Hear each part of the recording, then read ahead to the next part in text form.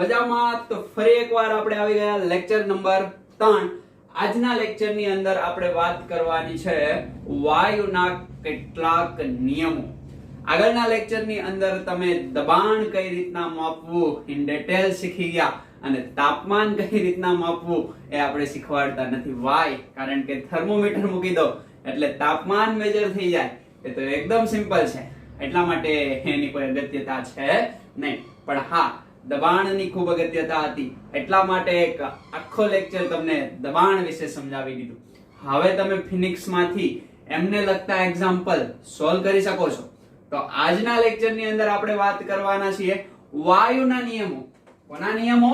વાયુ કે વાયુના નિયમો. હવે વાયુના નિયમો કયા છે, કેટલા છે, એ તો પૂરા થશે ત્યારે જ તમને માલુમ પડશે. તો ટોટલ વાયુના નિયમો તો ઘણા છે, એમાંથી આપણા સિલેબસમાં જે છે એનો આપણે અભ્યાસ કરવાનો છે. એમાંથી જે નિયમ પહેલો છે એ છે બોયલનો નિયમ. નિયમ નંબર 1. કયો નિયમ?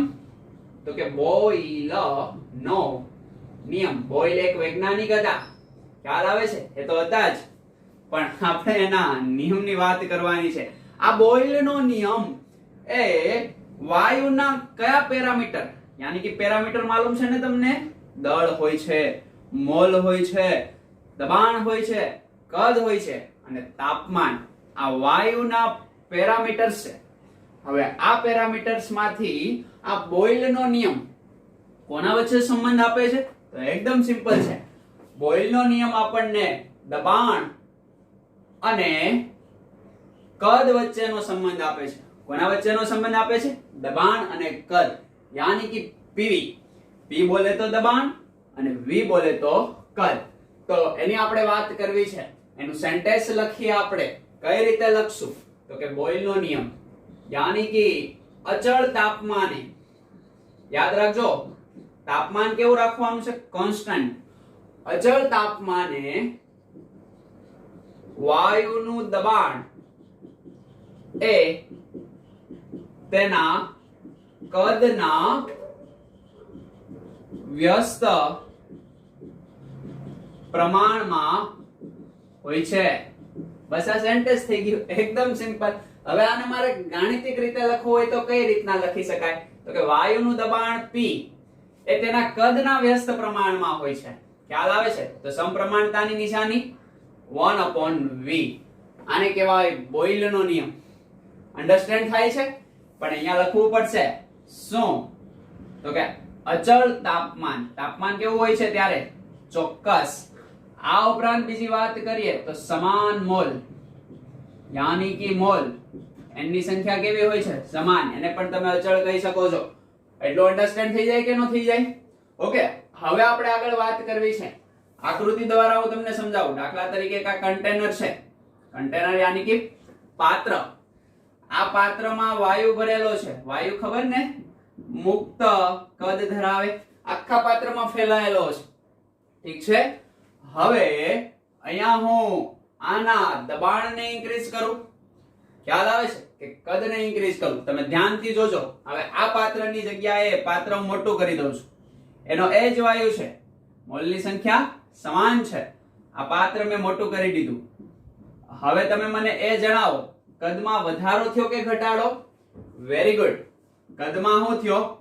વધારો. હવે કદમાં વધારો થયો તો દબાણ અહીંયા વધારે હશે કે અહીંયા? અહીંયા ગીચો ગીચ છે, એકબીજાને બરાબર ધક્કા મારતા હશે ને, એટલે અહીંયા દબાણ કેવું હશે? વધારે. આ કદ મોટું છે, વધારે પેસ મેળીને તો દબાણ કેવું થશે? ઘટી જશે. યાની કે કદ વધતા દબાણમાં શું થાય છે? ઘટાડો થાય છે. આવડી જાય કે ન આવડી જાય? બસ એટલો સિમ્પલ ગ્રાફ હતો. અહીંયા આ પરિસ્થિતિ દરમિયાન T અને N કેવા રાખવાના છે? અચળ, કોન્સ્ટન્ટ. આને કહેવાય બોયલનો નિયમ. અન્ડરસ્ટેન્ડ? સમજ પડે છે? હવે દાખલા તરીકે હું વાત કરું કે આ કન્ટેનરની અંદર કદ V1, તો આ કન્ટેનરની અંદર કદ V1 હશે? ના. શું થઈ ગયું હશે? V2. આ કન્ટેનરની અંદર દબાણ P1, તો આ કન્ટેનરની અંદર દબાણ P1 હશે? ના, P2 થઈ ગયો છે. ચેન્જ થયો હશે ને કદમાં વધારો કરો છો, દબાણમાં ઘટાડો થાય. કેવા પ્રમાણમાં છે? વ્યસ્ત પ્રમાણમાં. ક્યારે? અચળ તાપમાને. અને મોલ તો સમાન જ હશે. એટલું અન્ડરસ્ટેન્ડ થઈ જાય છે? હવે ધ્યાનથી સાંભળો તમે મારી વાત. હવે મારે અહીંયા લખવું હોય તો આ સમપ્રમાણતાની નિશાની હું દૂર કરું તો હું શું લખી શકું? તો કે P બરાબર, અને જ્યારે સમપ્રમાણતાની નિશાની દૂર કરીએ ત્યારે અચળાંક આવે. ચાલો અહીંયા કહી દઈએ અચળાંક K. ઓકે, અને 1/V. આવી રીતના લખીએ શકાય કે ન લખીએ શકાય? અને થોડું વ્યવસ્થિત લખો. V ને આ બાજુ મોકલી દો. PV = K. આને કહેવાય બોયલના નિયમ. ઓકે, અને અહીંયા હું આવી રીતના લખી શકું કે નહીં? PV = અચળ. ખ્યાલ આવે છે? આ વેલ્યુ કેવી હશે? કોન્સ્ટન્ટ. એટલી વસ્તુ અન્ડરસ્ટેન્ડ થાય છે? હવે મારે ખાસ કરીને નિયમ તો બહુ સિમ્પલ છે, પણ આના ગ્રાફ બહુ જોરદાર હોય છે. આના ગ્રાફ તરફ મારે તમને લઈ જવા છે. હું કઈ રીતે આના ગ્રાફ તરફ તમને લઈ જઈશ એ પહેલા મારે તમને થોડી સમજૂતી આપી દેવી છે કે આ તમે P1 V1 P2 V2 આ બંને વચ્ચેની મારે રિલેશન યાની કે સંબંધ આપવો હોય તો કઈ રીતના આપી શકું? હું આને આવી રીતના લખી શકું આ બંનેને કે કેવી રીતના? V1 દેખાય છે અને P1 = અચળ અથવા અચળાંક K. આને હું કેવી રીતના લખી શકું? આવી રીતના ન લખી શકું આ બંનેને કે P2 V2 = અચળ અથવા તો અચળાંક K. હવે આખા એક વસ્તુ માટે અચળાંક તો કોમન જ હોવાનો છે ને. આ બંનેને આપણે સરખાવીએ. બંનેને સરખાવતા આપણને શું મળે? P1 V1 = P2 V2. તો P1/P2 V2/V1. આ સંબંધ સાચો છે કે નહીં? આવડી જાય કે ન આવડી જાય? ઓકે, આ શરૂઆતનું, આ પરિસ્થિતિને આપણે શરૂઆતની કહી શકાય ને. ઓકે, અને આ પરિસ્થિતિને આપણે અંતિમ પણ કહી શકીએ. તો અહીંયા કદ હોય એ V ઇનિશિયેટ હોઈ શકે, અહીંયા કદ હોય V ફાઇનલ હોઈ શકે, અહીંયા દબાણ હોય P ઇનિશિયેટ હોઈ શકે, અહીંયા દબાણ હશે એ P ફાઇનલ હોઈ શકે. ઠીક છે? આવી રીતના પણ તમે એને દર્શાવી શકો. આપણે 1 અને 2 વડે દર્શાવ્યું, તમે I અને F વડે પણ દર્શાવી શકો. એટલી વસ્તુ બધાને આવડી જાય ને. હવે ધ્યાનથી સાંભળો મારી વાત. આપણે વાત કરવી છે આમના જુદા જુદા આલેખ યાની કે ગ્રાફની વાત કરવી છે. પેલો ગ્રાફ આપણે વાત કરીએ એકદમ સિમ્પલ છે. કઈ રીતે આપણે લેશું? તો કે અહીંયા ધ્યાનથી જો PV = અચળ યાની કે PV = K કહી શકાય. યસ, અહીંયા જ આપણે વાત કરી. તો આનો ગ્રાફ મારે દોરવો છે. જોજો હું કઈ રીતે દોરું છું. એકદમ નાનો ગ્રાફ, એકદમ સિમ્પલ ગ્રાફ કે દબાણ વિરુદ્ધ V નો ગ્રાફ દોરવો છે. કોના વિરુદ્ધ V નો ગ્રાફ દોરવો છે? દબાણ વિરુદ્ધ V. ઓકે, તો આ ગ્રાફ આપણે કઈ રીતે દોરી શકાય? આ ગ્રાફ દોરવો હોય તો આપણે એકદમ સિમ્પલ મેથડ થી આ ગ્રાફને દોરી શકાય. કઈ રીતે? તો કે થોડો મોટો દોરો એટલે તમને અન્ડરસ્ટેન્ડ થશે, વધારે સમજી શકાશે. ક્યાં દોરું? ચાલો અહીંયા જ દોરું, હે ને?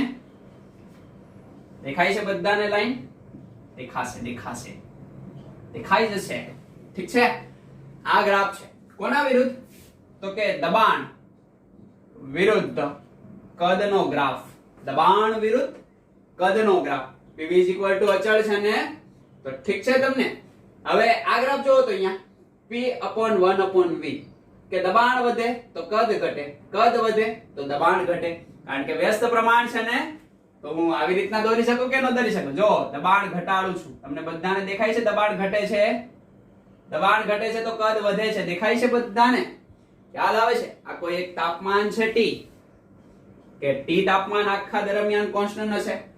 વાયુના મોલની સંખ્યા કોન્સ્ટન્ટ હશે. પણ આ ગ્રાફ આપણને આ રીતે જોવા મળે. વ્યવસ્થિત છે ને? ઠીક છે? હવે મારે આ ગ્રાફમાં થોડીક વિવિધતા લાવવી છે. ખ્યાલ આવે છે? દાખલા તરીકે ચાલો બીજા કોઈ પરિસ્થિતિ હું ચેન્જ કરી નાખું કે તાપમાન ચેન્જ કરી નાખું અને અલગ વાયુ લઉં.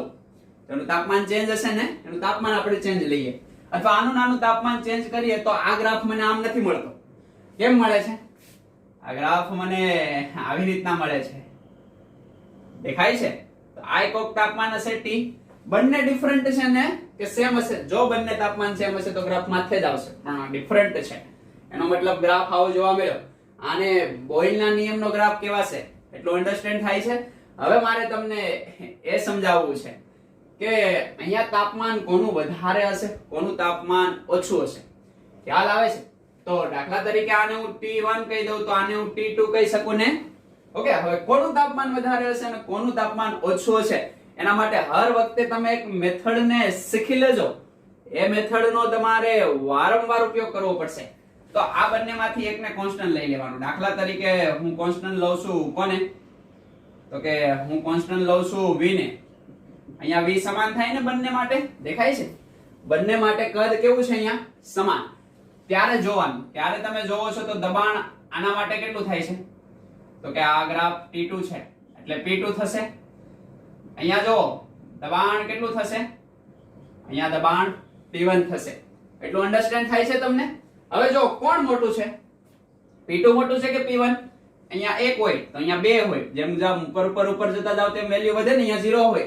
આવું થાય છે ને. તો અહીંયા તમે કહી શકો કે P2 ગ્રેટર ધેન P1. એટલું અન્ડરસ્ટેન્ડ થાય છે? પણ મારે તો આ બંનેમાંથી કોણ મોટું એ ચેક કરવું છે ને. ધ્યાનથી સાંભળો તમે મારી વાત. એક સમીકરણ તમારે યાદ રાખવાનું છે. આ હંમેશા યાદ રાખશો. આખું ચેપ્ટર ભણશો ત્યારે આને યાદ જ રાખશો અને આને શીખશો પણ. કયું સમીકરણ છે? તો કે PV nRT. આ એક શોર્ટકટ છે કોણ વધારે હોય કોણ ઓછું હોય એને માપવા માટે. PV nRT. વારંવાર બોલો. PV nRT. કઈ રીતે તમે આને ધ્યાનમાં રાખશો? તો કે એકદમ સિમ્પલ છે. આપણે તો કોને જોવાનું છે? તો કે દબાણ આપણને મળી ગયો આમાં અને તાપમાન. આ બંનેને જ જોવાનું. બંને કેવા પ્રમાણમાં છે? સમપ્રમાણમાં. આ બધું તમે કોન્સ્ટન્ટ લઈ શકો ને કે દબાણ વધે તો તાપમાન વધે. દેખાય છે? તાપમાન વધે તો દબાણ વધે, દબાણ ઘટે તો તાપમાન ઘટે. તો કોણ વધારે છે? 2 વાળો. તો T2 વધારે હશે કે T1? Obviously T2. તો ખબર પડી જાય કે ન ખબર પડી જાય? આ ગ્રાફ તમને એક્ઝેક્ટલી અન્ડરસ્ટેન્ડ થાય છે? કોના માટેનો ગ્રાફ હતો? PV બરાબર અચળ અથવા અચળાંક પણ એને કહી શકાય. ખ્યાલ આવે છે? આ ગ્રાફ કોના જેવો હતો? તો કે y c. c ને આપણે શું કહીએ છીએ? અચળાંક કહીએ છીએ. y અક્ષ જો ઘટે તો x અક્ષ વધે. ઊંધું થઈ ગયું? યસ. x અક્ષ ઘટે તો y અક્ષ વધે. અને આના કરતા તમે ઊંધું પણ લઈ શકો ને કે y અક્ષ ઘટે તો x અક્ષ વધે. આવું પણ લઈ શકાય ને. બંને કેવા પ્રમાણમાં છે? વ્યસ્ત પ્રમાણમાં. તો એટલું અન્ડરસ્ટેન્ડ થઈ જાય કે ન થઈ જાય? ઠીક છે. આ ગ્રાફ તો તમે શીખી જશો, બુકમાં પણ આપ્યો છે. હજી એક ગ્રાફ આપણે અભ્યાસ કરીએ. એ ગ્રાફ આપણને કેવો જોવા મળે છે? તો કે એ ગ્રાફ આપણને આવો જોવા મળે. ધ્યાનથી જોજો. આ પહેલો ગ્રાફ, કારણ કે ગ્રાફ પરથી ઘણીવાર પ્રશ્ન પૂછાય છે. બાકી તો થિયરી તો એકદમ સિમ્પલ છે. તો બીજા ગ્રાફની આપણે વાત કરીએ. કંઈક ગ્રાફ આ રીતે છે. દેખાય છે ને તમને? જોજો. થોડું લીટો થોડોક આછો પડે છે પણ દેખાશે. હું તો આ ગ્રાફની અંદર જોવા મળે છે તો આના જેવો જ ગ્રાફ છે પણ થોડુંક ચેન્જીસ છે. અહીંયા V અને P હતો ને, તો આ ગ્રાફની અંદર અહીંયા દબાણ P વિરુદ્ધ 1/V નો ગ્રાફ દોરવાનો છે. હવે P વિરુદ્ધ 1/V નો ગ્રાફ દોરીએ તો કંઈક કેવું સમીકરણ થશે? તો કે સમીકરણ આવું થશે આમાં કે P K/V. ક્યાં છે સમીકરણ? દેખાય છે? આ સમીકરણનો ગ્રાફ છે. હવે આ સમીકરણનો ગ્રાફ તમને આના જેવો નથી લાગતો? y બરાબર mx c. અહીંયા c કંઈ નથી તો અહીંયા પ્લસ હું 0 કરી શકું ને. એટલું અન્ડરસ્ટેન્ડ તમને થઈ જવું જોઈએ. આ સમીકરણ ધોરણ 10 થી તમે ભણતા આવો છો. કોનું સમીકરણ છે? તો કે સુરેખ રેખાનું સમીકરણ છે. આ સમીકરણથી જે આલેખ આપણને પ્રાપ્ત થાય એ આલેખ હંમેશા કેવો હોય? સીધી રેખા હોય. હવે આ P છે કઈ અક્ષ? તો કે એ તો આપણી y અક્ષ. હવે આમાંથી m શું છે? તો કે m એ ઢાળ હોય છે. એમને શું કહેવાય? ઢાળ. x અક્ષ તો માલુમ છે ને તમને? તો કે યસ, x અક્ષ આપણને માલુમ છે. કઈ હશે? તો કે 1/v. દેખાય છે 1/v? અને આ રીતે લખી શકું ને P K × 1/v. તો આ આપણો શું છે? તો કે x. ઓકે, અહીંયા પેન ચેન્જ કરીને લખો એટલે તમને દેખાય. આ આપણું શું છે તો કે x. ઓકે, આ જે છે એ શું છે તો કે y. તો વધ્યું એ શું હોય તો કે m. એટલો અન્ડરસ્ટેન્ડ થાય છે તમને? બસ એજ ઇટ ઇઝ. અને પ્લસ c. c એ શું છે તો કે એને કહેવામાં આવે આંતરછેદ. અને શું કહેવામાં આવે? યાદ રાખજો, આ હંમેશા આવશે, વારંવાર આવશે. આને કહેવાય આંતરછેદ. હવે જો ધ્યાનથી, આંતરછેદ અહીંયા કેવો છે 0. હવે આંતરછેદ ક્યાં હોય એ ધીમે ધીમે તમને સમજ પડી જશે. આ વારંવાર આવું કરવાનું છે. અહીંયા શું હતું? PV બરાબર કોન્સ્ટન્ટ, યાની કે આ વધે તો આ ઘટે, આ વધે તો આ ઘટે. એવું જ હતું ને, સિમ્પલ હતું. અને ગ્રાફ કોઈ સુરેખ રેખા સમીકરણ અહીંયા મળતું નથી. એટલે ગ્રાફ કેવો હતો તો કે આવી રીતના વળાંક વાળો. પણ અહીંયા સુરેખ રેખા સમીકરણ છે, ગ્રાફ એક્ઝેક્ટ સીધો આવશે. કઈ રીતે? અને આંતરછેદ 0 છે. જ્યારે પણ આંતરછેદ 0 હોય ત્યારે ગ્રાફ ઉગમ બિંદુથી સ્ટાર્ટ થતો હોય. ક્યાંથી સ્ટાર્ટ થતો હોય? ઉગમ બિંદુથી. કઈ રીતે આપણે સ્ટાર્ટ કરશું તો કે આ રીતે કરશું.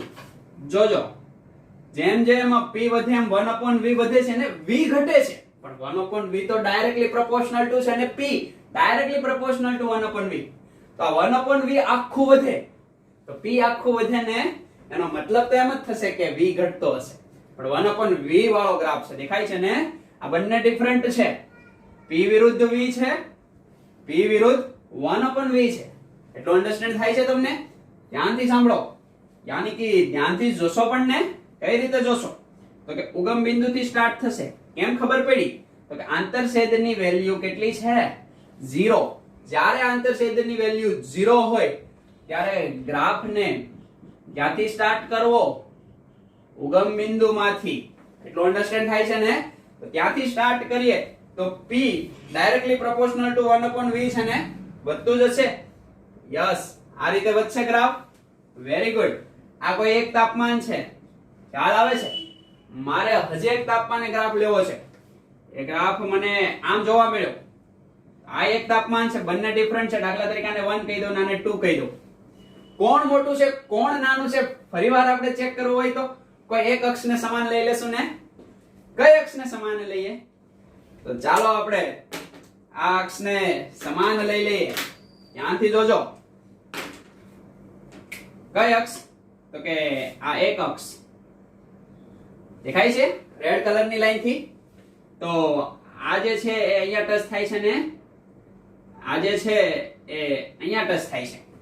ખ્યાલ આવે છે?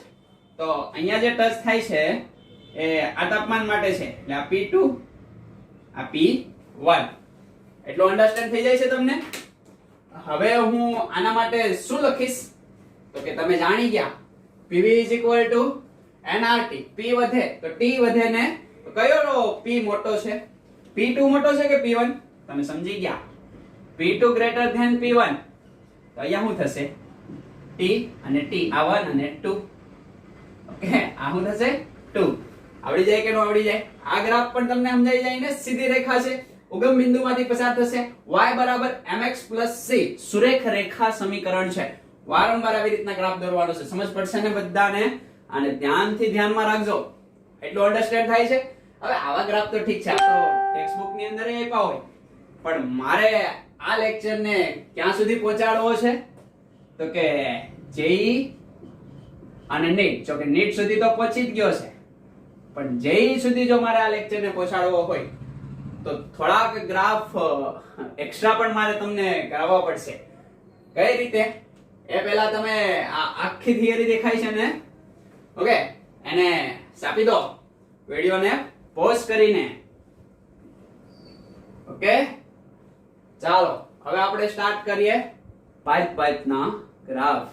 કઈ રીતે કરશું તો એના પહેલા આને મિટાવવા પડશે ને. આ બે ગ્રાફ તમને અન્ડરસ્ટેન્ડ થઈ ગયા. હવે આ બધું મિટાવી દઉં છું.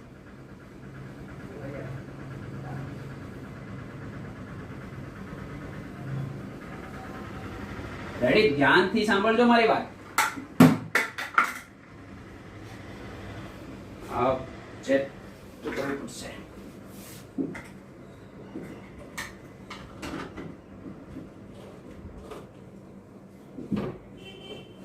Okay, good. તો અહીંયા આપણે જુદા જુદા ગ્રાફ દોરીએ તમારે મને જણાવવાનું છે. દાખલા તરીકે આ ગ્રાફ આવો છે. પેન આપણે થોડીક ડાર્ક લઈએ ને એટલે તમને દેખાય. ઓકે, દેખાય છે ને ગ્રાફ? ઓકે, આ રીતે છે.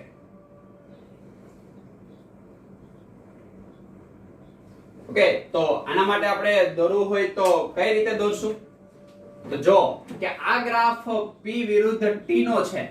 હવે બોયલર નિયમ પરથી P વિરુદ્ધ T નો ગ્રાફ હોય, તમે જાણો છો T તો કેવું છે? અચળ, યાની કે ચેન્જ થશે જ નહીં ને? સમજ પડે છે? એટલે હંમેશા ગ્રાફ કેવો રહેશે? સીધી રેખા. ખ્યાલ આવે છે? દાખલા તરીકે આ T1 છે, હવે T2 કેવું હોય તો એના કરતા વધારે એ કેવો રહેશે? સીધી રેખા. આનો મતલબ શું થાય કે આ P છે એ T થી કેવો છે? સ્વતંત્ર. P ને T સાથે કઈ લાગે વળગે નહીં. દેખાય છે ને? અચળ તાપમાને. અચળ તાપમાન તો એક સરખું જ રહેવું જોઈએ ને. અહીંયા કોઈ પણ રાશિ અલગ અલગ હોય પણ તાપમાન અચળ કીધું છે એટલે તાપમાન સરખું જ રહેશે. જો અહીંયા તાપમાન કેટલું હોય, દાખલા તરીકે 100°C હોય અને અહીંયા 200 કેલ્વિન હોય. કેલ્વિનમાં લઈએ આપણે, હે ને, એકમમાં, એસઆઈ એકમમાં. અહીંયા 100 કેલ્વિન હોય, અહીંયા 200 કેલ્વિન હોય, તો હર વખતે તાપમાન તો સરખું જ રહે છે. દેખાય છે? દબાણ તમે વધારો છો તો તાપમાન કેવું રહેશે? કોન્સ્ટન્ટ. કારણ કે નિયમમાં જ કહે છે. આ ગ્રાફ સમજાઈ જાય છે તમને? એના પછીનો ગ્રાફ કંઈક આવો જ છે. આવું જ તમે વિચારજો. કઈ રીતે? તો કે આ ગ્રાફ છે, જોજો, x અક્ષ અને y અક્ષ કમ્પ્લીટ થાય છે. હવે આ ગ્રાફ કોના વિરુદ્ધ કોનો છે? તો કે કદ v વિરુદ્ધ t. v વિરુદ્ધ t ગ્રાફ. અહીંયા p હતો, અહીંયા v કર્યું. આમાંય સેમ. v એ t ઉપર આધાર રાખે છે? નહીં. v એ p ઉપર આધાર રાખે છે, પણ તાપમાન તો કેવું છે? અચળ. તો ગ્રાફ કેવો મળે? અચળ, કોન્સ્ટન્ટ. ગ્રાફ કેવો મળે? કોન્સ્ટન્ટ. દાખલા તરીકે આ t1 હોય, આ t2 હોય, તો કોઈ ફેરફાર થાય છે? નહીં. સમજ પડે છે? Graph number 1, graph number 2. આ તો મુખ્ય ગ્રાફ છે, એના તો તમે ધ્યાનમાં રાખશો ને? એટલું સમજ પડી ગઈ તમને? હવે આપણે શું કરશું? તો કે હજી એક બે ભાઈ તેના ગ્રાફ લઈએ અને ખાસ અગત્યના ગ્રાફ. આ તો ખબર પડી ગઈ ને? એકદમ સિમ્પલ છે. તાપમાન કેવું છે? કોન્સ્ટન્ટ. તો એનું એ જ રહેવું જોઈએ. દેખાય છે? એમાં કોઈ ફેરફાર નથી થતો. આ તો આખું અલગ જ તાપમાન છે એટલે ફેરફાર. એ ગ્રાફ બીજો છે, આ ગ્રાફ એ બીજો છે. અહીંયા એકમાં મેં બે ગ્રાફ દોર્યા છે. ઓકે, પહેલો ગ્રાફ આ, બીજો ગ્રાફ આ. એટલું અન્ડરસ્ટેન્ડ થઈ ગયું? એટલે તાપમાન તો કોન્સ્ટન્ટ જ રહેશે, કાંઈ ફેરફાર નથી થતો. અહીંયા તાપમાન કોન્સ્ટન્ટ, કારણ કે P એ T ઉપર આધાર નથી રાખતું, V એ T ઉપર આધાર નથી રાખતું, બટ P એ V ઉપર ચોક્કસ આધાર રાખે છે. એટલે તો વધે છે ઘટે છે એવું અહીંયા આપણને જોવા મળે. અહીંયા કાંઈ એવું નથી જોવા મળતું. ઠીક છે?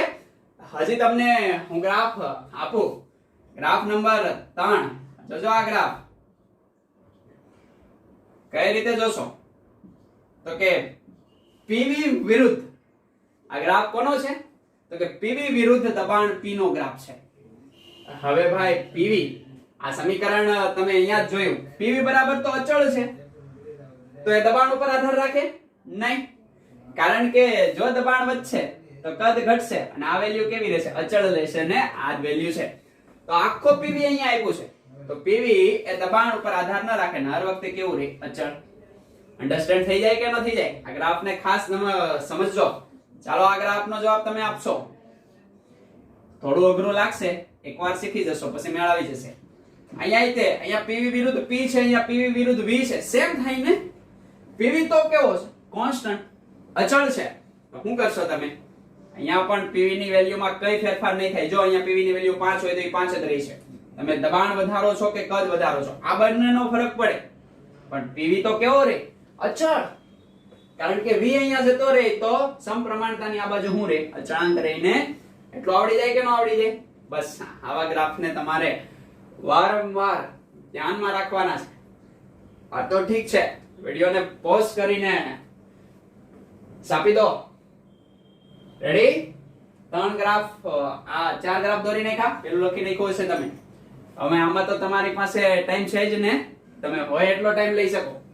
હવે આ 4 ગ્રાફની જગ્યાએ એક અગત્યનો ગ્રાફ આપણે દોરીએ. એ ધ્યાનથી જોજો તમે. એ ગ્રાફ આપણા માટે ખૂબ અગત્યનો છે, એક્ઝામમાં વારંવાર પૂછાય છે. કયો ગ્રાફ છે? જોજો, થોડો અઘરો છે. ઓકે કોમ્પિટિટિવ એક્ઝામ માટે યાની કે જેઈ અને નીટ માટે અગત્યનો છે. ગુજરાત બોર્ડ માટે તો પતી ગયું ભાઈ. આ નિયમ, આ એક ગ્રાફ, આ એક ગ્રાફ, બસ વાત પતી ગઈ. બાકી આ બધા કોમ્પિટિટિવ એક્ઝામ માટેના ગ્રાફ હતા. આ ગ્રાફમાં થોડું વિચારવું પડશે. પીવી સ્ક્વેર, क्या बात, पीवी स्क्वायर विरुद्ध 1/v का ग्राफ है. इस ग्राफ को हमको बारीकी से अंडरस्टैंड करना है. कैसे करेंगे हम? ध्यान से देखो इस ग्राफ को. क्या होगा इधर, क्या करेंगे आप? जिसको जैसे आपको मार्क मिले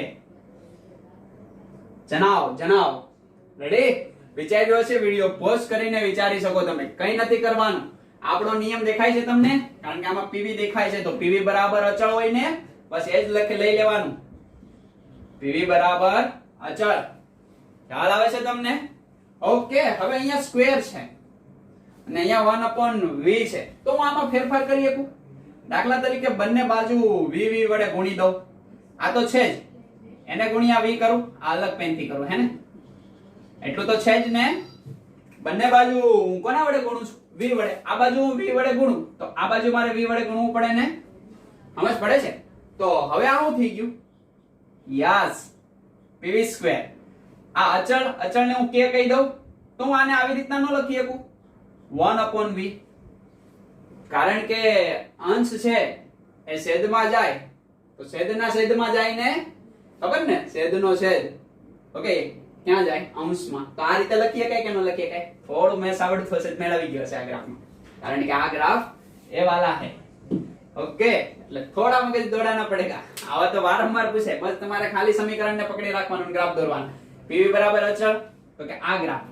ઓકે, આ પ્રકારનો ગ્રાફ તમને હવે જોવા મળે તો એ સુરેખ રેખા સમીકરણ, તો સીધી રેખા વાળો ગ્રાફ. અને આગળ જોયા અચળ વાળા ગ્રાફ, એ તો અચળ જ રહેતા હતા. બસ આવા ગ્રાફ જ હોય. આનાથી નવું કઈ હોય જ નહીં. આવું વારંવાર આવશે. તો pv square is equal to k by 1/v. એટલું ઠીક છે તમને? હવે આ ગ્રાફ દોરવો સિમ્પલ છે તમારા માટે. કઈ રીતે સિમ્પલ છે? તો કે આવો જ ગ્રાફ તમે કોના માટે દોર્યો તો? તો કે આ ગ્રાફ તમે અહીંયા દોર્યો તો ને, દેખાય છે કે p is equal to k by v. તો 1/v હતો ને, બસ અહીંયા કંઈક આવું જ છે. 1/v છે તો 1/v નો જ ગ્રાફ છે. એટલું તમને ખ્યાલ આવે છે તમને? અને આ ગ્રાફ વ્યસ્ત પ્રમાણમાં છે. આ ગ્રાફ વ્યસ્ત પ્રમાણમાં હતો ના, વિધ હતો. આ તો v નો v અહીંયા છે ને, અને આવા પ્રકારનો ગ્રાફ છે. આવા પ્રકારના ગ્રાફને તમે કઈ રીતે દોરી શકશો?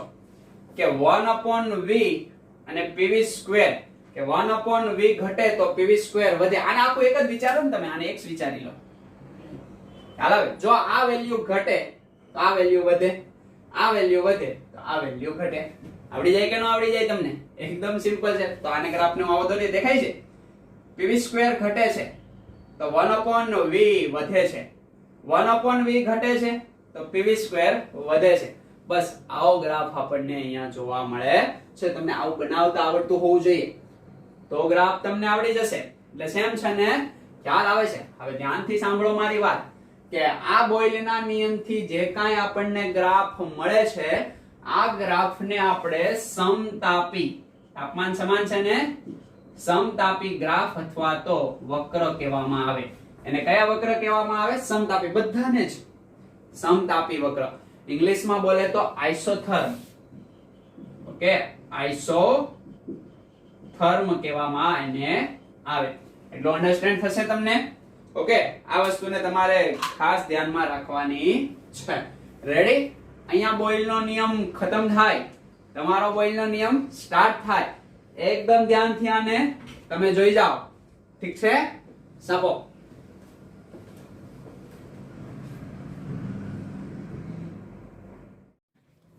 તો ફરીવાર આપણે હવે સેકન્ડ નિયમ ભણીએ. કઈ રીતે ભણશું? તો કે સરસ રીતે ભણશું. કયો નિયમ છે? તો કે બોયલ નો નિયમ. તાપમાન અચળ હતું. હવે આપણે વાત કરવી છે ચાર્લ્સના નિયમની. કયા નિયમની? તો કે ચાર્લ્સનો નિયમ. ચાર્લ્સના નિયમનો સંબંધ શું છે? તો કે વીટી. ઓકે, શું છે? વીટી. યાની કે કદ અને નિરપેક્ષ તાપમાન. શબ્દ બોલું છું, નિરપેક્ષ તાપમાન. ખબર પડી જશે તમને, ખ્યાલ આવે છે કે તાપમાન અને કદ વિશે આપણે વાત કરવી છે. કઈ રીતે વાત કરશું? તો કે એ આપણને ચાર્લ્સનો નિયમ આપશે. તો શરૂઆત કરી દઈએ આપણે ચાર્લ્સના નિયમની. યસ, પહેલા હું કથન લખું છું અને પછી તમે એનું ગાણિતિક સ્વરૂપ આપશો. તો કથન એવું છે, આમાં હું નથી, v અને t છે, હું નહીં, તો કે n યાની કે મોલ નથી, અને બીજું તમને હું નથી દેખાતું? યસ, દબાણ નથી દેખાતું. તો કે આમની અંદર અચળ દબાણે, ત્યાં તાપમાન નતું દેખાતું એટલે અચળ તાપમાન, અહીંયા દબાણ નથી એટલે કે અચળ દબાણે વાયુનું કદ એ નિરપેક્ષ તાપમાનના કેવા પ્રમાણમાં દેખાય છે? યસ, સમ પ્રમાણમાં હશે, સમપ્રમાણમાં હોય છે. આ વિધાનને ચાર્લ્સનો નિયમ કહેવામાં આવે છે કે અચળ દબાણે વાયુનું કદ v હોય એ કોના સમપ્રમાણમાં છે? તો કે નિરપેક્ષ તાપમાન T. આ સમયે અચળ શું છે? તો કે અચળ P અને સમાન n હશે ને, યાની કે n પણ કેવા છે? અચળ. એટલી વસ્તુ ખબર પડી જાય, એકદમ સિમ્પલ દેખાય છે ને તમને? ઓકે, બસ આવું હોય છે, બીજું કઈ હોતું નથી. હવે તમે સમપ્રમાણતાની નિશાની દૂર કરો એટલે v બરાબર kt. યાદ આવે છે? એટલે v by t is equal to અચળ થાય ને, અને અચળાંક કે વડે દર્શાવી શકાય. બસ આ ચાર્લ્સના નિયમનું ગાણિતિક સ્વરૂપ. હવે તમને ઘણીવાર કેવું થશે તો કે એક પિસ્ટન આપશે. દેખાય છે આ પિસ્ટન? આ પિસ્ટનની અંદર મુક્ત રીતે ફરી શકે એવું આ પિસ્ટન હશે. ખ્યાલ આવે છે તમને? પિસ્ટન છે. ઓકે, આમની અંદર વાયુ ભરેલો છે અને આ જે પિસ્ટન છે એ મુક્ત રીતે ભ્રમણ કરી શકે છે એવું છે. ખ્યાલ આવે છે તમને? ઓકે, હવે અહીંયા શું થાય કે આ પિસ્ટન ક્યારે સ્થિર થશે? કે જ્યારે વાતાવરણનું દબાણ 1 atm છે અને અંદરનું દબાણ કેટલું થઈ જાય? 1 atm. ત્યારે પિસ્ટન એ સંતુલિત અવસ્થામાં આવે ને, સ્થાયી બની જાય. નહીં ઉપર જાય, નહીં નીચે જાય. ખ્યાલ આવે છે? અને આમની અંદર વાયુના મોલની સંખ્યા કેટલી છે? તો કે n મોલ. એ તો વધતી નથી, એ તો કોન્સ્ટન્ટ છે. ખ્યાલ આવે? તાપમાન એ કેવું છે? કોન્સ્ટન્ટ. એટલી વસ્તુ તમને ખબર પડી ગઈ? તો પિસ્ટન મુક્ત રીતે હવે ભ્રમણ કરશે નહીં. કેમ? તો કે અંદરનું દબાણ 1 atm થઈ ગયું, બહારનું દબાણ 1 atm થઈ ગયું, વાતાવરણીય દબાણ થઈ ગયું ને. હવે જો અહીંયા હું કઈક ખેલ કરું છું, ધ્યાનથી જોજો. આ જ પિસ્ટન છે, એને હું નીચેથી શું કરું છું? તો કે એને હું નીચેથી ગરમ કરું છું. હું કરું છું નીચેથી ગરમ. આ પિસ્ટન દેખાય છે તમને? નીચેથી આપણે એને શું કરીએ છીએ? હીટ આપીએ છીએ, ભડકો કરું છું. દેખાય છે? ઉષ્મા આપો છો ને, આ બર્નર. તો નીચેથી આપણે એને ઉષ્મા આપીએ છીએ એટલે વાયુના કદમાં વધારો થાય કે નહીં? કારણ કે વાયુઓના અણુની ગતિ, અસ્તવ્યસ્ત જે ગતિ હશે એ વધશે ને. અસ્તવ્યસ્ત ગતિ વધશે એટલે દબાણ વધશે, અને દબાણ વધશે એટલે પિસ્ટન ઉપર તરફ મૂવમેન્ટ કરશે ને. ઓકે, યાની કે આ જે વાયુ છે એની અસ્તવ્યસ્ત ગતિમાં વધારો થાય. કેમ? તો કે તાપમાન વધે છે. તાપમાન વધે છે એટલે કદ વધે છે. યસ, આ પિસ્ટન આ સિચ્યુએશનમાં ઉપર તરફ મૂવમેન્ટ કરતો હશે ને. પણ એ કેટલો ઉપર તરફ જઈએ કે ફરી એકવાર ઉપર જાય છે એટલે કદ વધી ગયું. દબાણ તો કોન્સ્ટન્ટ મારે કરવું પડશે ને, કારણ કે ધીમે ધીમે દબાણ વધે છે. દબાણ વધે છે એટલે પિસ્ટન ઉપર જાય છે એટલે કદ વધે છે. પણ એક સમય એવો આવશે કે પિસ્ટન કેટલે સુધી ઉપર જશે? શું ઉપર જાય જ રાખશે? ના, પિસ્ટન મુક્ત રીતે ભ્રમણ કરે છે. યાની કે ફરીવાર એટલું કદ વધારી દે કે એનું દબાણ અંદરનું કેટલું થઈ જાય? 1 atm. એટલે પિસ્ટન હવે સ્ટોપ થઈ ગયું ને, હવે ઉપર તરફ એ મૂવમેન્ટ કરશે નહીં. ખ્યાલ આવે? એટલે દબાણ કેવું થઈ ગયું? આમાં હતું એનું એજ, પણ દેખાય કદ વધી ગયું. અહીંયા કદ છે એને v1 કહો, અહીંયા કદ કેટલું હોય છે? v2. આ શરૂઆતનું કદ vi, આ ફાઇનલ કદ vf. આવડે પણ આને દર્શાવી શકાય ને. તો એટલું તમને બધાને અન્ડરસ્ટેન્ડ થાય. તો તમને એવો પ્રશ્ન થશે કે અહીંયા તમે તાપમાન વધાર્યું. યસ, અહીંયા તાપમાન T1 તો અહીંયા તાપમાન શું છે T2 કયું મોટું છે T1 કે T2 ઓબ્વિયસલી T2 ખ્યાલ આવે છે તો આ બંનેની કિંમત હું અહીંયા મૂકી દઉં તો દેખાય છે તમને હું V1 કહું તો નીચે T1 આવે ને એના બરાબર અચળ K અહીંયા મને શું મળે હું V2 કહું તો નીચે T2 બરાબર અચળ K તો એક જ પ્રક્રિયા માટે સમાન હોય ને એટલે તમે અહીંયા લખી શકો શું V1 નીચે T1 આ બાજુ V2 T2 લખી શકાય કે ન લખી શકાય ખ્યાલ આવે છે આના માટે શું હતું V1 by D1 K આના માટે આ હતું તો બંનેને હું સરખાવી શકું ને દેખાય છે તમને બસ આને કહેવાય છે ચાર્લ્સનો નિયમ સેમ છે VT યાની કે અચળ શું લેવાનું છે દબાણ અને નંબર ઓફ મોલ એટલું ખબર પડી જાય કે ના ખબર પડી જાય ઠીક છે હવે મારે તમને આમના પણ ગ્રાફ કેવા છે આમના ગ્રાફ તમને હું કઈ રીતે કહી શકીશ આમના ગ્રાફ પણ એકદમ સિમ્પલ છે ધ્યાનથી જોજો તમે આમના ગ્રાફ પહેલો ગ્રાફ હું દોરું છું જોશો ને કે નહીં જોશો જોશો જ પહેલો ગ્રાફ કદ દેખાય છે કદ વિરુદ્ધ તાપમાનનો ગ્રાફ ભાઈ તમને બધાના એકમ આવડે છે ને આપણે એકમ શીખવાડી દીધા કદનો એકમ તમારે ક્યારે કયો લેવો ઓકે તાપમાનનો એકમ એસઆ એકમની જ વાત કરવાની તાપમાન કેલ્વિનમાં હશે અહીંયા ખાસ ધ્યાન રાખજો તાપમાન શેમાં હશે કેલ્વિનમાં અને કદ હેમાં હશે તમે લીટરમાં લઈ શકો સેન્ટીમીટર સ્ક્વેરમાં લઈ શકો ક્યુબમાં ઓકે અથવા ડેસીમીટર ક્યુબમાં પણ લઈ શકો એટલે કદ વિરુદ્ધ t નો ગ્રાફ છે બંને કેવા પ્રમાણમાં છે સમપ્રમાણમાં છે તો v kt થાય આ સમીકરણને આપણે ઉઠાવી લઈએ v kt આ સમીકરણ y બરાબર mx c જેવું નથી જેમ આગળ હતું એમ હવે તમે સમજી ગયા અહીંયા કંઈ નથી તો હું ને આવું મૂકી શકું ને કેવું બ્લેક પેન થી લખી દો એને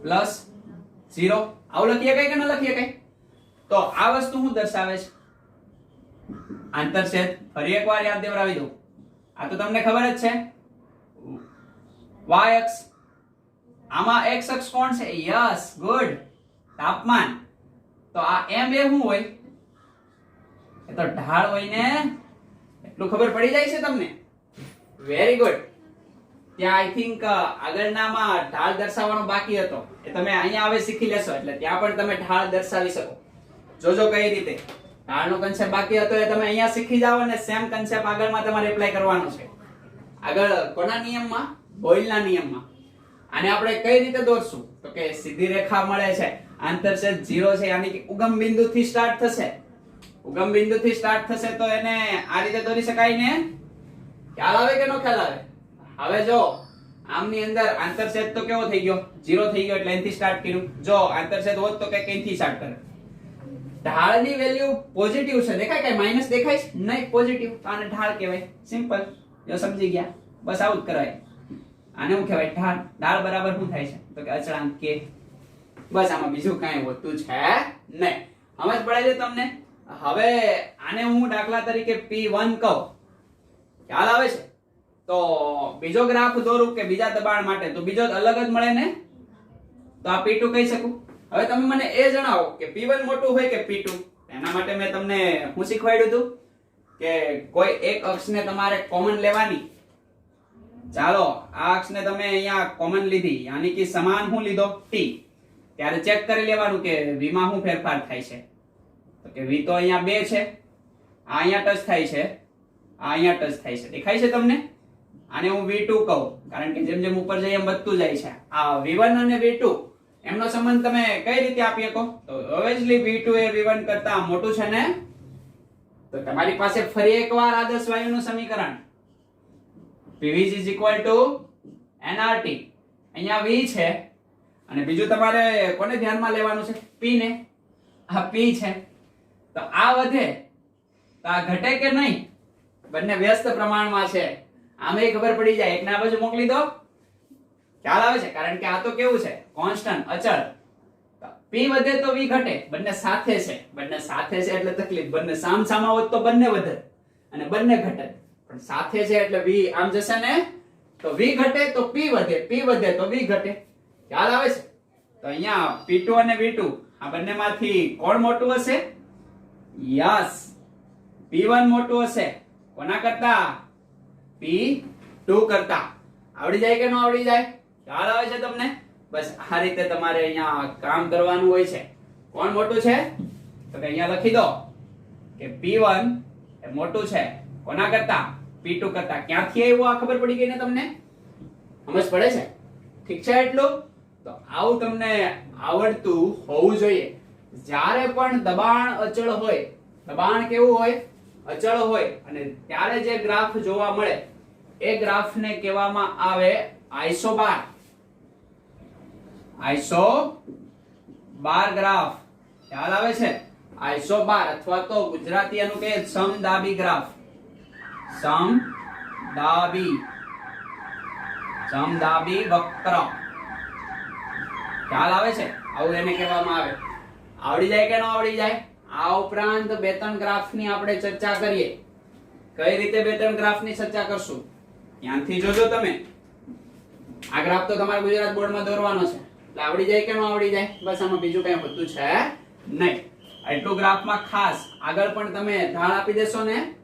બીજા ગ્રાફની આપણે વાત કરીએ તો એક ગ્રાફ આવો છે, એ તમે હવે ઓળખી ગયા છો. હવે તો તમને આઈ થિંક આવડી જ જશે આ ગ્રાફ. કોના વિરુદ્ધ કોનો ગ્રાફ છે? તો કે V/T વિરુદ્ધ V.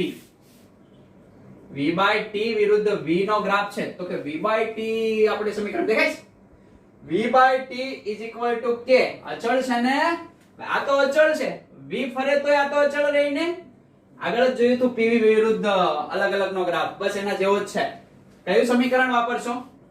V/T = K. કે તો કોન્સ્ટન્ટ છે. V અને T માં ફેરફાર કરો તોય V/T ગુણોત્તર ચેન્જ થાય નહીં, એટલે કોન્સ્ટન્ટ. આવડી ગયું કે નહીં? સેમ ગ્રાફ હું ચાલો આમાં જવાબ આપો મને. હા તો તમે આપી જ દેશો હવે જવાબ. હો તો કે V/T વિરુદ્ધ T નો ગ્રાફ. તાપમાન તમે ગમે એટલું વધારો પણ V/T તો કેવો રહે? કોન્સ્ટન્ટ જ રહીને. કારણ કે જેમ T વધશે એમ V નો સીધો સંબંધ છે એની સાથે, એ વધશે. એટલે જવાબ. આને તમે વધારો તો V તો વધવાનો જ છે, ભલે નથી આપ્યો પણ વધવાનો જ છે ને. V 5 થઈ ગયો, T 5 થઈ ગયો. જવાબ કેવો? 1. અહીંયા V 2 છે અથવા V 5 થઈ ગયો તો T 5 થશે. જવાબ કેવો? સરખો, કોન્સ્ટન્ટ જ રહેશે.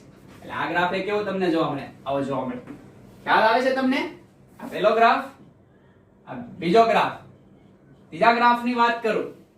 કઈ રીતે? ધ્યાનથી જોજો આ ગ્રાફને. આ ગ્રાફ કોના વિરુદ્ધ કોનો ગ્રાફ છે? તો કે આ ગ્રાફ છે V વિરુદ્ધ P નો ગ્રાફ. કોનો નિયમ? ચાર્લ્સનો. ચાર્લ્સના નિયમની અંદર દબાણ તો કેવું છે? અચળ જ છે. તો દબાણ તો હંમેશા કેવું રહે? એકનું એક જ રહે. ગમે એટલું કદ વધારો. ખ્યાલ આવે? જો અહીંયા કદ વધાર્યું તો કદ વધ્યું, દબાણ તો પાછું એક એટીએમ સરખું થઈ ગયું ને. આવડી જાય કે ન આવડી જાય? ઓકે, દાખલા તરીકે આ કોઈ દબાણ P1 છે. હવે P2 દબાણ કોઈ આના કરતા મોટું હોય તો એ કોન્સ્ટન્ટ જ રહેશે. દેખાય છે P2?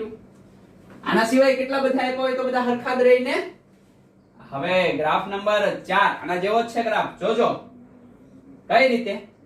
તો કે અહીંયા હું આપું છું P અને અહીંયા આપું છું T.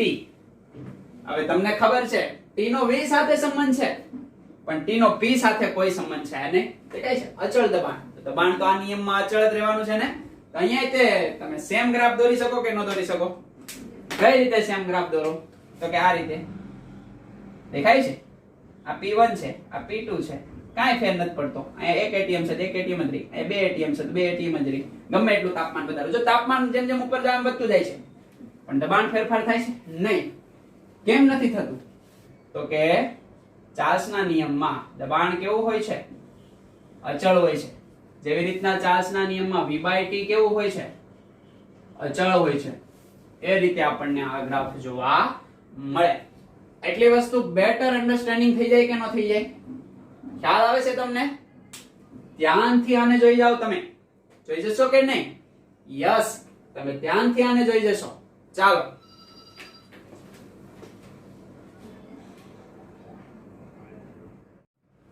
રેડી? તમે લખી નાખ્યો હશે.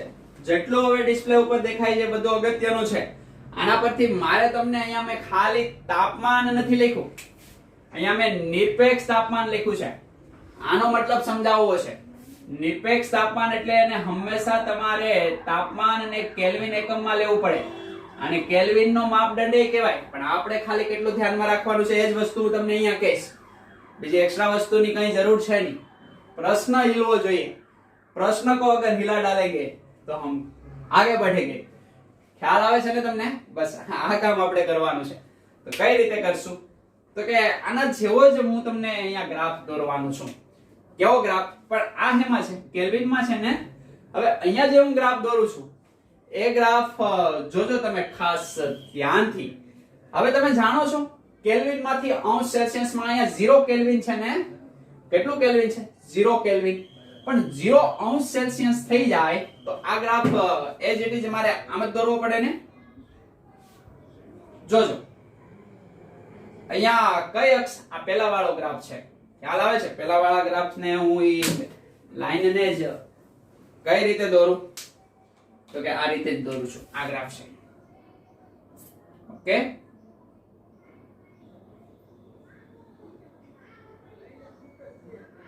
રેડી? તો અહીંયા 0 છે પણ એ હેમાં છે? કેલ્વિન માં છે. ઓકે, 0 કેલ્વિન છે અહીંયા. અને એનથી ગ્રાફ શરૂ થતો તો ને. ઓકે નહીં, 0 કેલ્વિન. ખ્યાલ આવે છે તમને?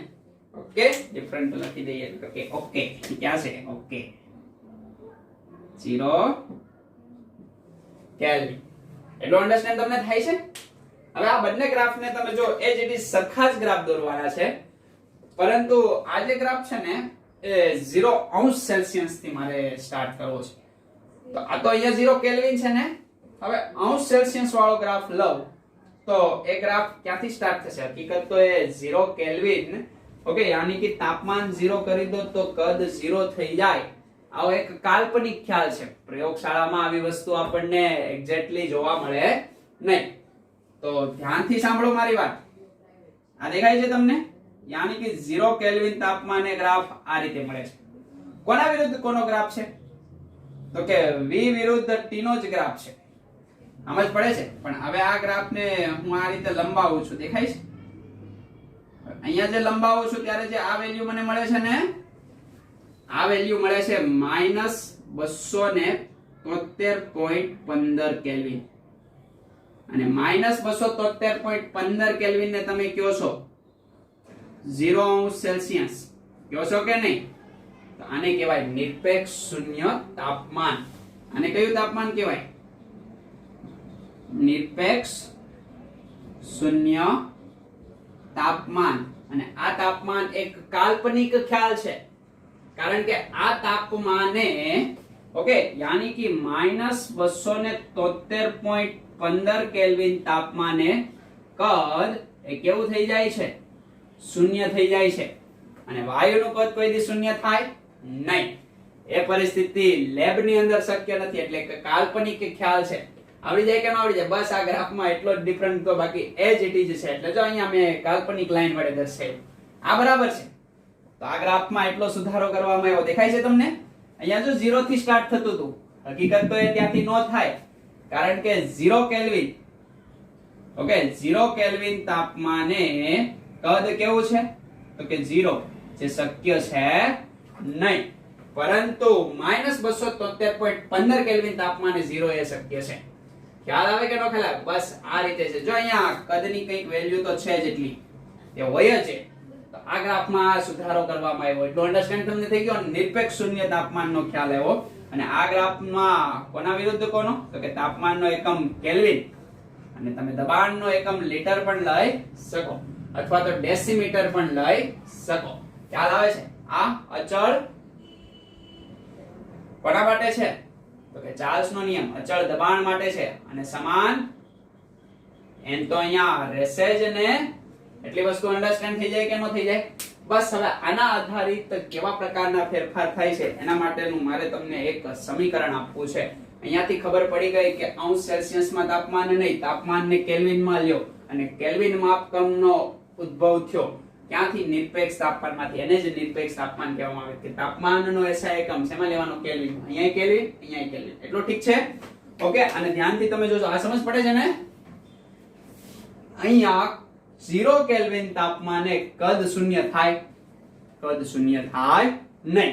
ખ્યાલ આવે છે? કોઈ દી કદ કઈ રીતે તમે શૂન્ય કરી શકો? કદ શૂન્ય કરો એનો મતલબ વાયુ છે જ નહીં એવું બને? તમે લીધો હોય વાયુ મોલ n મોલ અને વાયુ હોય જ નહીં પ્રયોગ દરમિયાન, એવું બને નહીં. એટલે ખોટી વાત છે. એટલે એનો સુધારો કરવામાં આવ્યો કે આ તમે 0 કેલ્વિન લીધું ને, ખોટું છે. આ અંશ સેલ્સિયસ વાળો ગ્રાફ છે, પણ આ રીતે તમે એને લઈ શકો. ખ્યાલ આવે છે કે અંશ સેલ્સિયસ છે, અંશ સેલ્સિયસ 0 થઈ શકે, અને એ અંશ સેલ્સિયસ ને શું કીધું તો કે નિરપેક્ષ શૂન્ય તાપમાન. પણ ત્યારે 0 કેલ્વિન ના હોય, ત્યારે કેટલા કેલ્વિન હોય? -273.15. અને 0 કેલ્વિને તો કદ જોવા જ મળે છે, પણ -273.15 કેલ્વિને કદ કેવું થઈ જાય? 0. એટલે એક આખો કાલ્પનિક ખ્યાલ છે. એટલે સાચો ગ્રાફ આ નહીં, આ છે. પણ આય દોરવાનો, આય દોરવાનો. એટલું અન્ડરસ્ટેન્ડ થાય છે? આના ઉપરથી હવે આપણે સૂત્રને ધ્યાનમાં રાખવાનું છે. કઈ રીતે સૂત્રને ધ્યાનમાં રાખશું? ધ્યાનથી એ સૂત્રને તમે જોજો મારી સામે. કઈ રીતે જોશો એ સૂત્રને? તો કે સૂત્ર કંઈક આવું છે કે પ્રયોગ કરતા આપણને માલુમ પડ્યું, પ્રયોગ કરતા માલુમ પડ્યું કે 0 અંશ સેલ્સિયસ, શું 0 અંશ સેલ્સિયસ માં તાપમાન આપણને જોવા મળ્યું ત્યારે કદ હતું V0. આ કઈ રીતે આખો ખ્યાલ આવ્યો? આ ગ્રાફ નહીં ને આ ગ્રાફ કેવી રીતના આવ્યો? જ્યારે તાપમાન V0 અંશ સેલ્સિયસ હતું ત્યારે પ્રારંભિક કદ V0 હતું, પણ 1 અંશ સેલ્સિયસ નો વધારો કરવામાં આવ્યો. યાની કે V0 થી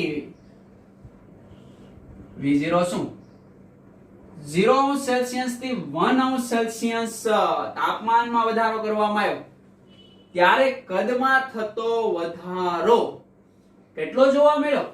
તો કે શરૂઆતમાં V0 તો હશે જ ને, પ્લસ V0 by 1273, યાની કે 273.15 આવે પણ ન લોકો ચાલે. ઓકે, 273 જોવા મળ્યો. હવે હજી એક યાની કે 1 અંશ સેલ્સિયસ માંથી 2 અંશ સેલ્સિયસ તાપમાનમાં વધારો કરવાનો, પાછો 1 અંશ સેલ્સિયસ નો વધારો કરવાનો, તો મૂળ કદ તો V0 જ હતું. તો શું જોવા મળ્યું? તો કે V0 273 એને ગુણ્યા 2. ખ્યાલ આવે છે? 3 અંશ સેલ્સિયસ તાપમાનમાં વધારો કરવામાં આવ્યો, યાની કે 2 થી 3 એટલે 1 અંશ સેલ્સિયસ જ થયો ને. તો કેવું જોવા મળ્યું? V0 by 273 અને અહીંયા 3 જોવા મળ્યા. ખ્યાલ આવે છે? આ રીતે જોવા મળ્યું. તો અહીંયા હું કોમન સૂત્ર લખી શકું કે T અંશ સેલ્સિયસ જો તાપમાનમાં વધારો કરવામાં આવે તો શરૂઆતમાં હોય V0, પછી થઈ ગયું V0 273 અને અહીંયા T. આ T એ હેમાં છે? અંશ સેલ્સિયસમાં.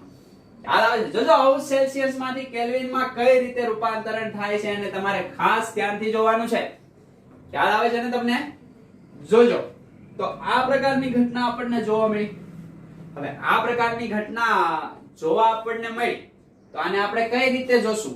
તો કે આ જે ઘટના છે એ કદ VT બરાબર V0 પ્લસ V0T 273. આ T હેમાં છે? અંશ સેલ્સિયસમાં. આ રીતે લખીએ કઈ કે આપણું કદ, આ તો શરૂઆતનું કદ V0 હતું, તો VT કેટલું થયું? એટલું થઈ ગયું ને. હવે કયા તાપમાને? T0 અંશ સેલ્સિયસ તાપમાને. તો આ પ્રમાણે છે. તો હવે આને હું આવી રીતના નો લખી શકું. VT, V0 ને કોમન કાઢું, 1 પ્લસ T upon 273.